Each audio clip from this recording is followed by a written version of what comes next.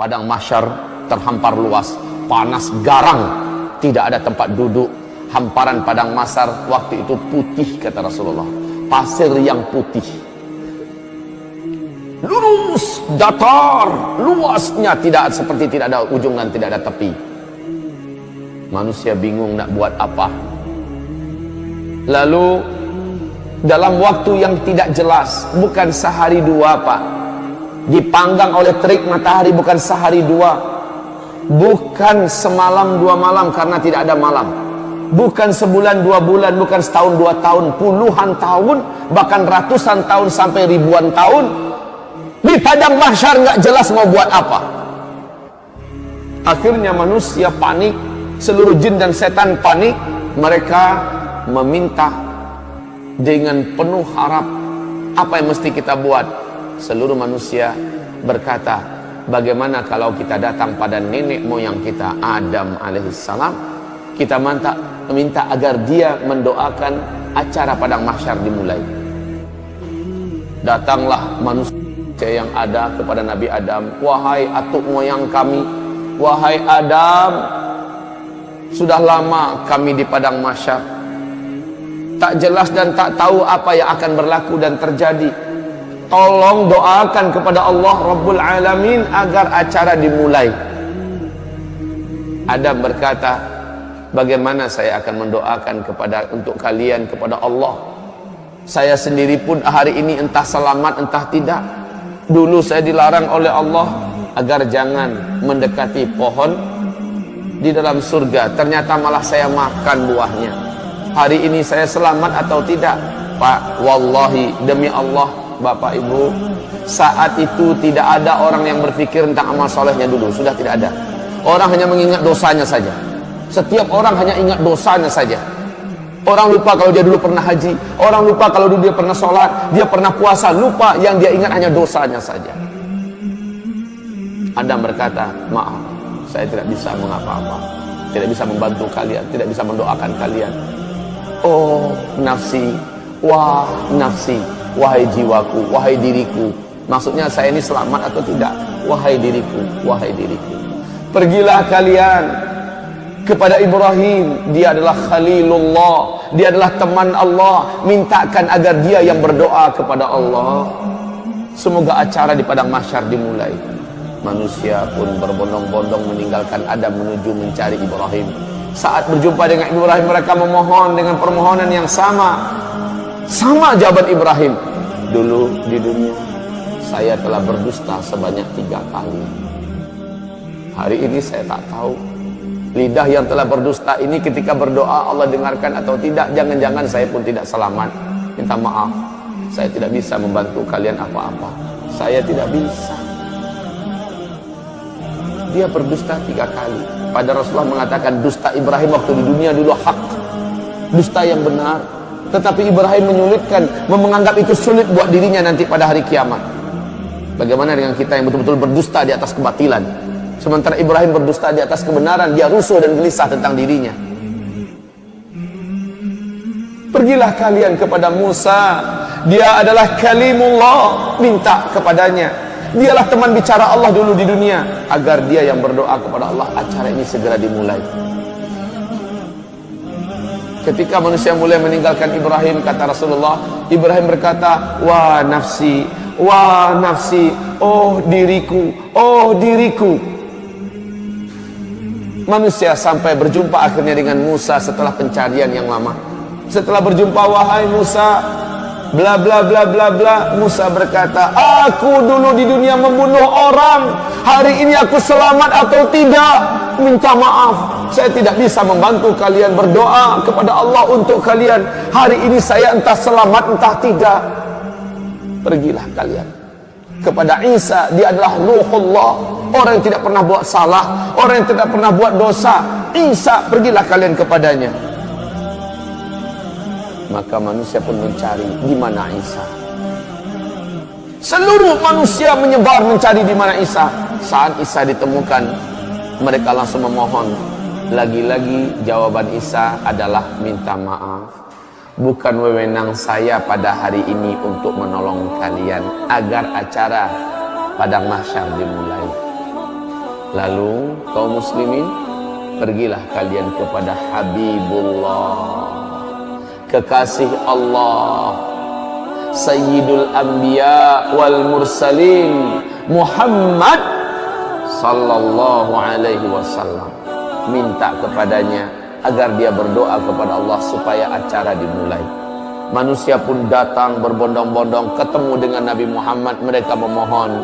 Apa kata Nabi Muhammad? Saya orangnya pada hari ini diberi wewenang untuk menolong kalian. Maka kata Rasulullah, saya pun sujud dengan sujud yang lama, sujud yang dalam dan panjang. Akhirnya Allah berkata, hai Muhammad, angkatlah kepalamu, utarakan apa yang engkau mau, permintaanmu pasti dikabulkan. Nabi Muhammad pun mengangkat kepala dan berdoa, ya Allah, telah lama kami di padang mahsyar. Sesungguhnya hamba-hambamu ini sudah patut dan pantas untuk mulai diurus. Ya Rabb, mulailah acara padang mahsyar. Allah pun mengabulkan berkat doa Nabi Muhammad. Acara padang mahsyar dimulai. Bagaimana tandanya? Awan datang, lalu awan itu bersibak. Malaikat turun bersaf-saf dari langit. Waja'al malaku wal malaku, dan para malaikat datang saffah, dalam keadaan bersaf-saf. Seluruh malaikat diam, mulut mereka terkunci. Sementara mereka bagaikan raksasa-raksasa yang sangat perkasa di hadapan jin dan manusia yang ada di hamparan padang mahsyar. Malaikat berbaris-baris bala tentara Allah yang perkasa-perkasa, diam seperti ketakutan, pucat tegang. Malaikat saja tegang, Pak. Ketika acara dimulai, la haula wala quwata illa billah, seluruh manusia mulai tertunduk ketakutan, khususnya orang kafir.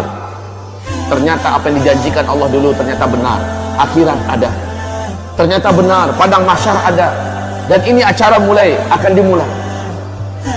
Kaum muslimin yang kami muliakan, berbagai macam keadaan manusia di pemandangan padang mahsyar.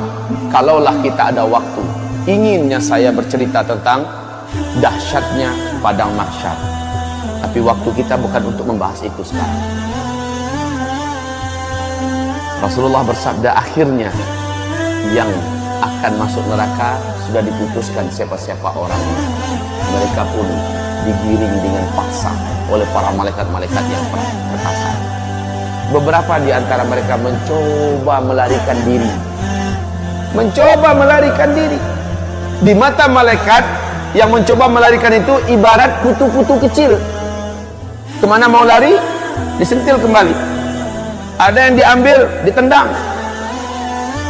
Kaum muslimin yang kami muliakan, akhirnya mereka diseret, lalu dibawa dan dilemparkan ke dalam neraka. Sementara orang-orang beriman dan orang munafik mengalami hisab. Setelah proses hisab, dinampakkan amalan mereka, ditanya. Setelah itu mereka ditimbang amalannya. Setelah itu mereka digiring untuk menuju ke suatu daerah yang maha gelap. Daerah tersebut diawali oleh pintu yang maha besar, bab. Di dalam surah Al-Hadid Allah ceritakan pintu itu di bagian luarnya terang, di bagian dalamnya gelap. Manusia disuruh masuk. Ketika mereka masuk, gelap gulita. Khusus orang yang beriman langsung bercahaya tubuhnya. Ada yang cahaya satu orang sebesar gunung besar cahaya, langsung terang benderang. Padahal dia satu orang. Ada yang satu orang hanya sebesar bukit cahayanya. Ada yang satu orang sebesar onta cahayanya. Ada yang satu orang, kata Rasulullah, hanya sebesar tangan ini cahayanya. Ada yang satu orang hanya sebesar jari telunjuk saja cahayanya. Ada yang satu orang sebesar ruas kukunya saja cahayanya. Ibarat lampu yang kecil itu, sebesar itu yang dia punya. Di kegelapan itu dia mengandalkan cahaya yang dia punya. Orang munafik tidak ada bercahaya sedikit pun dalam kegelapan. Orang yang bercahaya dapat berjalan dengan cepat menuju ke titian, menuju ke sirat yang membentang antara padang mahsyar dengan ujung daripada ngangaan neraka jahanam yang menuju ke pintu surga sana. Mereka meniti. Kata Rasulullah, luasnya ngangaan neraka jahanam itu, ngangaan tahu sih? Hah? Lubang. Luasnya kata Rasulullah, seandainya seluruh galaksi yang ada, seluruh apa yang ada di alam semesta dimasukkan ke dalam muat. Saking besarnya, Pak. Bayangkan jauhnya titian yang harus ditempuh. Sementara di bawahnya, kalau ada yang terjatuh kata Rasulullah, 70 tahun lamanya melayang di apa? Baru nyampe di dasar. 70 tahun lamanya. Kaum muslimin yang kami muliakan, hamparan yang ada tergantung pada amal orang. Ada yang hamparannya besar dan luas, dia bisa melaju dengan kecepatan tinggi. Rasulullah bersabda, orang-orang bergelantungan kebanyakan. Nampak dipandang, satu orang itu punya satu titian, bukan satu titian untuk bersama. Satu orang punya satu titian. Titian itu tergantung pada amalnya. Ada yang titiannya menjadi kecil dan setajam mata pedang. Itu yang harus ditempuhnya. Sementara orang yang macam ini adalah dosanya banyak dulu di dunia dan dia seorang yang beriman kepada Allah. Dosanya banyak, amalnya sedikit. Sementara kata Rasulullah, di atas titian itu dari bawah menyambar semacam kail dari api menyambar. Menyambar-nyambar. Sementara dari atas menyambar lagi yang lain. Betul-betul dalam keadaan diuji. Dan kaum muslimin, panasnya hawa dan asap neraka jahanam itu gelap, Pak. Gelap. Kata Rasulullah, sepanas-panas api yang Allah ciptakan adalah api neraka. Api yang paling panas itu berwarna hitam gelap.